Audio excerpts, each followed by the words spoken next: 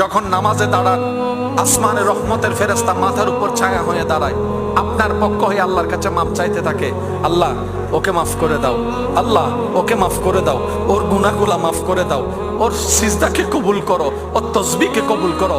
আপনি একজন, আপনার পক্ষে ফেরেশতা হয়ে দাঁড়ায় আপনার পক্ষে কথা বলার জন্য। সুবহানাল্লাহ।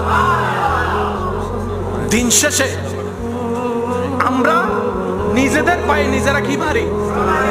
ভাই একটু জোরে বলেন, দিন শেষে আমরা নিজেদের পায়ে নিজেরা কি মারি? কুড়াল মারি। পরকীয়া সমাজের জন্য ভালো না খারাপ? জোরে বলেন। এই পরকীয়া নিয়ে দুই একটা কথা বললে আপনারা রাগ করবেন? পরকীয়া শব্দটাকে একটু গবেষণা করে দেখেন, প্লাস মাইনাস হিসাব করে আপনি একটা রেজাল্ট কমন পাবেন। ইসলামের আইন না মানার কারণে এই পরকীয়া সৃষ্টি। বুঝাতে পারছি কথা? মা বাবা বৃদ্ধাশ্রম